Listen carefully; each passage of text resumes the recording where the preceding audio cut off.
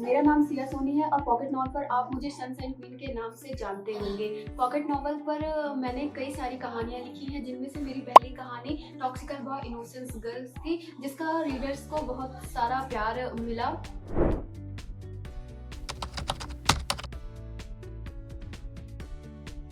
Pocket novel पर मेरी journey 1 साल पहले शुरू हुई थी। पॉकेट नॉवल के बारे में मुझे पॉकेट एफएम के कहानियाँ सुनने के थ्रू पता चला था, जिससे आज मैं पॉकेट नॉवल पर अपनी कहानियाँ लिखकर लाखों रीडर्स तक पहुंचा पा रही हूँ, और यही नहीं, मैं उससे एक इनकम भी स्टेबल कर पा रही हूँ।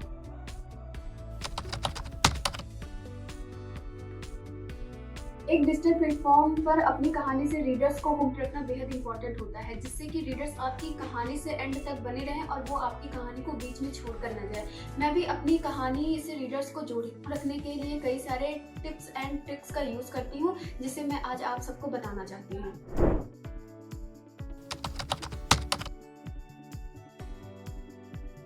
टिप 1, हमें अपनी कहानी के चैप्टर्स को डेली बेसिस पर अपलोड करने चाहिए, जिससे कि रीडर्स हमारी कहानी से बंधे रहें और कहानी पढ़ना उनकी एक आदत बन जाए।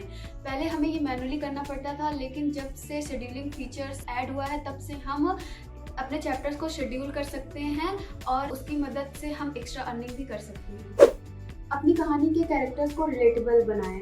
कहानी के कैरेक्टर्स को रिलेटेबल बनाने से रीडर्स का उनमें इंटरेस्ट बना रहता है, और कहानी में सस्पेंस क्रिएट करने के लिए हमें नए नए कैरेक्टर्स को भी अपनी कहानी में ऐड करना चाहिए और कुछ कैरेक्टर्स को हटा भी देना चाहिए। मेरी नॉवल वजह तुम हो के कैरेक्टर दानिश और अंतरा को मैंने रिलेटेबल बनाया है, जो लोगों को काफ़ी पसंद भी आया है। इससे मुझे ये सीखने को मिला कि हम जितना अपनी कहानी के कैरेक्टर्स को रिलेटेबल बनाएंगे, उतना ही हमारी कहानी पर उसका अच्छा इफेक्ट पड़ेगा और रीडर्स हमारी कहानी से अंत तक जुड़े रहेंगे।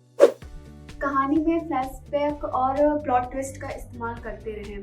कहानी के कैरेक्टर्स का रिलेशन एक दूसरे से दिखाएं। यहाँ तक कि टीवी सीरियल की अलग अलग कहानियों में जिस तरह एक दूसरे कैरेक्टर्स को आपस में दिखाया जाता है, उसी तरह हम नॉवेल्स में भी एक दूसरे के कैरेक्टर्स को एक साथ दिखा सकते हैं, जिससे कि रीडर्स के बीच एक्साइटमेंट बनी रहती है।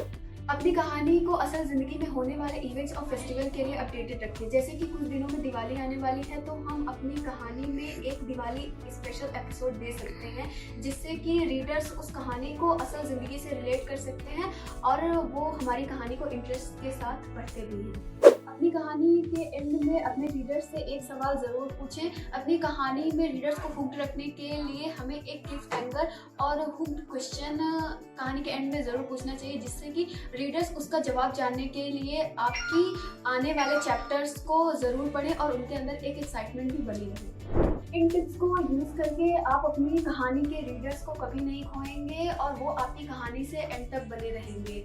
आप पॉकेट नॉवल पर मेरी कहानी से ज़रूर जुड़ें और इन टिप्स को ज़रूर फॉलो करें। अगर आपको ये वीडियो पसंद आया हो तो आप इस चैनल को सब्सक्राइब करें और लाइक, शेयर, कमेंट करें। Thank you.